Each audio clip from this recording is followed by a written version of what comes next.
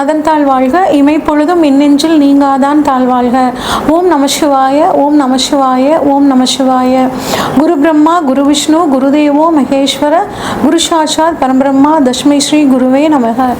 அனைவருக்கும் வணக்கம். நான் உங்கள் சங்கீதா ராம்குமார். இந்த வீடியோவில் நம்ம 2025 வரக்கூடிய குரு பயிற்சி பலன்களை பற்றி பார்ப்போங்க. குரு பார்க்க கோடி நன்மை அப்படின்னு சொல்லுவோம். ஜாதகத்தில் மற்ற கிரகங்கள் எந்த அளவு வீக்காக இருந்தாலுமே குருவோட பார்வை நமக்கு அற்புதமான ஒரு பலன்களை கொடுக்கும். குரு இருக்கிற இடத்த விட பார்க்குற இடத்துக்கு பலன் அதிகம் அப்படின்னு சொல்லுவாங்கங்க. இவ்வளோ சிறப்பான குரு பார்த்திங்கன்னா இருக்கிற கிரகங்களில் அதிக சுபத்தன்மை கொண்ட கிரகங்களில் மிக முக்கியமான ஒரு கிரகம் குரு பகவானுங்க. குரு அப்படின்னாவே இதில் ஒரு அர்த்தம் இருக்குங்க. கு இர் உ அப்படிங்கிற ஒரு பதத்தை நம்ம குருங்கிற பதத்தை இந்த 3 எழுத்துக்களாக பிரிக்கலாம். இதில் கு அப்படின்னா சித்தியை கொடுக்கக்கூடியவர் அப்படின்னு சொல்லுவாங்க. அடுத்து இர் அப்படின்னா பாவங்களை போக்கக்கூடியவர் அப்படின்னு சொல்லுவாங்க. உ அப்படின்னா சிவனும் நாராயணனும் சேர்ந்த அம்சம். அப்போ இந்த குருங்கிற ஒரு வார்த்தையில் இவர் சித்தியை அறிவை கொடுக்கக்கூடியவர், நம்மளோட பாவங்களை போக்கக்கூடியவர், இறையை அதாவது சிவனையும் நாராயணனையும் இணைந்து ஒரு அருளை கொடுக்கக்கூடிய ஒரு தன்மை குரு பகவானுக்கு இருக்குது அப்படிங்கிறத நம்ம இந்த எழுத்துலேருந்தே நம்ம தெரிஞ்சுக்கலாங்க. இவ்வளோ சிறப்பான இந்த குரு பகவான் உங்களுக்கு 14/5/2025 சித்திரை மாதம் 31ஆம் தேதி பயிற்சி ஆகிறாருங்க. எங்கேருந்து எங்கே பயிற்சி ஆகிறார் அப்படின்னு பார்த்தோம்னா, இது நாள் வரைக்கும் கடந்த 1 வருட காலமாக காலபுருஷனுக்கு 2ஆம் இடமான ரிஷபத்திலிருந்து காலபுருஷனுக்கு 3ஆம் இடமான மிதுனத்துக்கு போகிறாருங்க. மிதுனம் அப்படிங்கிறது பார்த்திங்கன்னா புதனோட வீடு. அப்போ இங்கே குரு புதன் இணைவு அப்படிங்கிறது பார்த்திங்கன்னா உங்களுக்கு வேலை செய்ய போகுது. மிருகசீரிடம் நட்சத்திரத்துக்கு போகிறார். இது நாள் வரைக்கும் மிருகசீரிடம் நட்சத்திரம் 2ஆம் பாதத்தில் இருந்த குரு பகவான் இப்போ மிருகசீரிடம் நட்சத்திரத்துக்கு 3ஆம் பாகத்துக்கு போகிறனால மிதுன ராசிக்கு போகிறாரு. மிருகசீரிடம் நட்சத்திரத்தில் பார்த்திங்கன்னா சித்திரை மாதம் 31ஆம் தேதியிலிருந்து வைகாசி மாதம் 15ஆம் தேதி வரைக்கும் இந்த மிருகசீரிட நட்சத்திரத்திலேயே குரு பகவான் இருக்காரு. அடுத்து 2வது நட்சத்திரம், இந்த மிதுன ராசியில் இருக்க 2வது நட்சத்திரமான திருவாதிரை நட்சத்திரத்துக்கு வைகாசி மாதம் 15ஆம் தேதியிலிருந்துங்க ஆடி மாதம் 12ஆம் தேதி வரைக்கும் அங்கே இருக்கார்.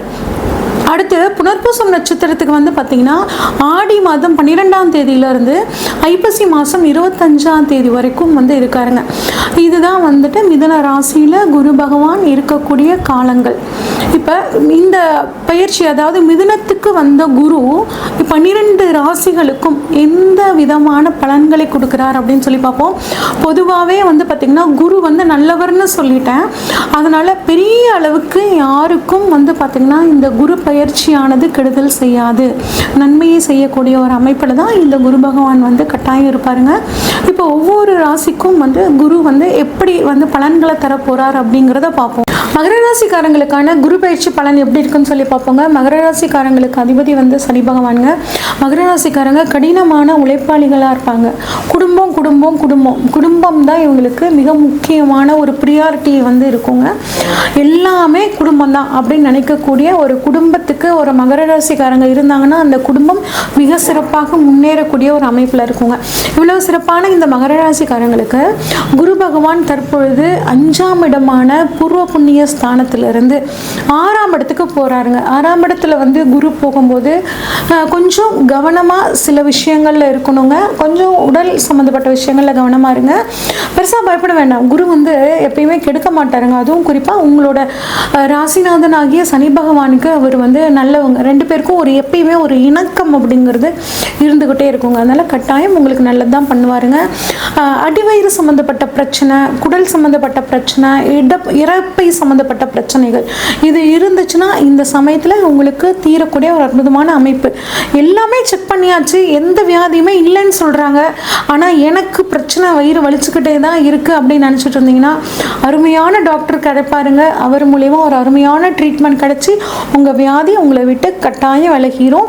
அது மட்டும் இல்லாமல் 6ஆம் இடம் அப்படிங்கிறது தாய்மாமாவை சொல்லுங்க. தாய்மாமாவான அம்மாவோட தம்பி, அம்மாவோட தங்கச்சி, சித்தி இவங்களெல்லாம் சொல்லக்கூடியது 6ஆம் 6ஆம் இடம். இப்போ உங்களோட நேரப்படி உங்கள் தாய் மாமாவுக்கு உங்கள் சித்திக்கு நல்லது நடக்கக்கூடிய ஒரு அற்புதமான அமைப்புங்க. 6ஆம் இடம் வேலையாட்களை குறிக்கக்கூடிய இடமுங்க. அப்போ உங்களோட வேலையாட்களுக்கும் உங்களுக்கும் ஏதாவது ஒரு மிஸ் அண்டர்ஸ்டாண்டிங் இருந்துச்சுன்னா அது இந்த சமயத்தில் சரியாகக்கூடிய ஒரு அமைப்பு நல்லா இருக்குங்க. வேலை கிடைக்குங்க. கிடைக்கிற வேலையில் இந்த சமயத்தில் சேர்ந்துக்கிறது ரொம்பவே நல்லது. டிரான்ஸ்ஃபருக்காக காத்துட்ருக்கிறவங்களுக்கு ஒரு டிரான்ஸ்ஃபர் கிடைக்கிறதுக்கான வாய்ப்புகள். கோர்ட்டு கேஸ் சம்பு வழக்கு ஏதாவது நடந்துட்டு இருந்துச்சுன்னா அது இப்போ உங்களுக்கு சாதகமாக முடியுங்க. ஆனால் புதுசாக நீங்களாகவே உங்களோட ஒரு சின்ன ஒரு கோபத்தால் கோர்ட்டு கேஸ் அப்படின்னு போகாமல் இருக்கிறது ரொம்பவே நல்ல விஷயங்க. அதே மாதிரி கடன் கிடைக்குங்க. கடன் தேடி தேடி வந்து கொடுப்பாங்க. ஃபோனாக வரும், இந்த பேங்க்லேருந்து பேசுகிறேங்க, அந்த பேங்க்லேருந்து பேசுகிறேங்க, அவங்களுக்கு இவ்வளோ பர்சனல் லோன் வந்து அவங்களுக்கு குவாலிஃபை ஆகிருக்கீங்க, இவ்வளோ பணம் நாங்கள் கொடுக்குறோங்க அப்படின்லாம் சொல்லுவாங்கங்க. தேவையான கடன், நம்மளால் கட்ட முடிகிற கடன் மட்டும் வாங்கிக்கிறது ரொம்பவே நல்லதுங்க. சரிங்க. இது வந்து 6ஆம் இடத்துல குரு இருக்கிறதுக்கான பலன்க.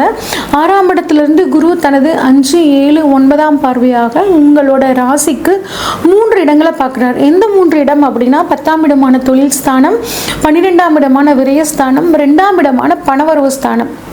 அப்போ தொழிலையும் பார்க்குறாரு, விரயத்தையும் பார்க்குறாரு, பணவரவையும் பார்க்குறாரு. அப்போ என்ன பண்ணுவீங்க? தொழிலுக்காக ஒரு விரயம் பண்ணி அதன் மூலியமாக நீங்கள் பணம் சம்பாதிக்கக்கூடிய ஒரு அமைப்பை குரு பகவான் உங்களுக்கு கொடுக்குறார். இப்போ 10ஆம் இடத்தை குரு பார்க்குறனால உங்களோட தொழிலில் ஒரு நல்ல முன்னேற்றம் இருக்க போகுதுங்க. குறிப்பாக 6ஆம் இடத்துலேருந்து 10ஆம் இடத்தை பார்க்குறாரு. அப்போ தொழிலுக்காக ஒரு லோன் போடுவீங்க. ரொம்ப நாளாக தொழிலுக்காக நீங்கள் ஒரு லோனுக்காக எதிர்பார்த்துட்டு இருந்தீங்கன்னா அந்த லோன் இப்போ உங்களுக்கு கிடைக்கிறதுக்கான ஒரு அற்புதமான காலகட்டமாக இருக்குது. உங்களுக்கு முடிஞ்ச அளவுக்கான அந்த லோனை வாங்கி நீங்கள் தொழிலை தாராளமாக விரிவாக்கம் பண்ணிக்கலாம். அதே மாதிரி அரசாங்க உத்தியோகத்துக்காக காத்துட்ருக்கிறவங்களுக்கு இப்போ அரசாங்க உத்தியோகம் கிடைக்கிறதுக்கான சூழல் ரொம்பவே நல்லா இருக்குங்க. அது மட்டும் இல்லாமல் எங்களோட மாமியார் வந்து என்னை புரிஞ்சுக்க மாட்டேங்கிறாங்க, நான் எவ்வளோதான் நான் நல்லது நினச்சி குடும்பத்துக்காக பண்ணாலும் அவங்க வந்து அதை புரிஞ்சுக்கவே மாட்டேங்கிறாங்க அப்படின்னா அதே மாதிரி நான் வந்து ஒரு பிஸ்னஸ் பண்ணலான் இருக்கேன், அதுக்கு சப்போர்ட் பண்ண மாட்டேங்கிறாங்கலாம் கவலைப்பட்டு இருந்த அந்த பெண்களுக்கு கட்டாயம் உங்களோட மாமியாரோட சப்போர்ட் நல்லா கிடைக்கும். நான் குழந்தைய பார்த்துக்கிறேம்மா, நீ வேலைக்கு போ, நீ சம்பாரி, உனக்காக நீ சேமித்து வச்சுக்கோ அப்படின்னு உங்கள் மாமியார் உங்களுக்கு சப்போர்ட்டாக ஒரு பேக் போனாக இருக்கிறதுக்கான காலகட்டமாக உங்களுக்கு இருக்குங்க. நீங்கள் பண்ணக்கூடிய புண்ணியத்தோட பலனை நீங்கள் இந்த சமயத்தில் குருவோட அருளால் அனுபவிப்பீங்க. 7ஆம் இடம் உங்களுக்கு வந்து பார்த்திங்கன்னா 10ஆம் இடம் அப்படிங்கிறது காலபுருஷனுக்கு 7ஆம் இடமான துலாம்ங்க. துலாம் அப்படின்னா நம்மளோட உடல் உறுப்பில் கருப்பையை சொல்லக்கூடிய இடங்க, சிறுநீரகத்தை, ஜீரண மண்டலத்தை சொல்லக்கூடிய இடம். அப்போ உங்கள் கருப்பெண்களாக இருக்கிற பட்சத்தில் கருப்பை சம்மந்தப்பட்டு ஏதாவது பிரச்சனைகள் இருந்துச்சுன்னா அது தீரக்கூடிய ஒரு அற்புதமான அமைப்புங்க. குழந்தை பாக்கியம் இல்லாதவர்களுக்கும் ஒரு குழந்தை பாக்கியம் கிடைக்கிறதுக்கு ஒரு சின்ன சர்ஜரி மூலியமாக குழந்தை பாக்கியம் கிடைக்கிறதுக்கான வாய்ப்புகள் ரொம்பவே நல்லா இருக்கு. கிட்னி பிரச்சனை, கிட்னி சம்மந்தப்பட்ட பிரச்சனை, கிட்னி டிரான்ஸ்பிளான்டேஷனுக்காக காத்துட்ருக்கிறவங்களுக்கு அந்த கிட்னி டிரான்ஸ்ஃபருக்காக கிட்னி கிடைக்கிற சூழ்நிலைகள் இதெல்லாம் ரொம்பவே நல்லா இருக்குங்க.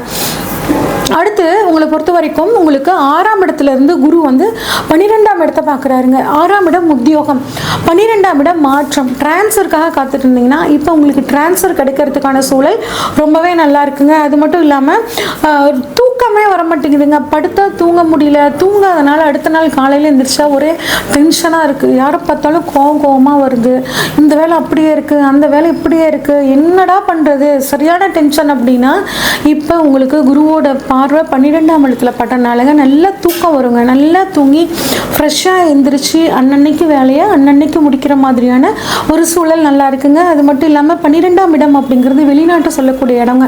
படிக்கிறதுக்காக நான் வெளிநாடு போகணுங்க, இது எனக்கு ஒரு பெரிய கனவு, இல்லை நான் வேலையில் இருக்கேன், ஆன்சைட்டுக்காக நான் வெளிநாடு போகணுங்க, யூஎஸ் போகணும், யூகே போகணும், எனக்கு பிடிச்ச நாட்டுக்கெல்லாம் போகணும், சுற்றி பார்க்கணும் அப்படின்லாம் நினச்சிங்கன்னா உங்களுக்கு அற்புதமான ஒரு காலகட்டமாக குருவோட பார்வை 12ஆம் இடத்துல இருக்குங்க. தாராளமாக வெளியே போங்க, போயிட்டு வாங்க. ஏன்னா குரு வந்து உங்களுக்கு 12ஆம் இடமான விரயஸ்தானத்தை பார்க்குறாரு. அப்போ சுபவீரியமாக பண்ணுங்க. உங்களுக்கு மனசுக்கு பிடிச்ச மாதிரி வெளிநாடு போயிட்டு வாங்க, இல்லை குடும்பத்துக்கு வந்து தங்கம் வாங்குங்க. இந்த மாதிரியான விஷயங்கள்லாம் பண்ணும்போது அந்த விரைய செலவு உங்களுக்கு மனசுக்கு பிடிச்ச மாதிரி செலவாக நீங்கள் மாற்றிக்கலாம்.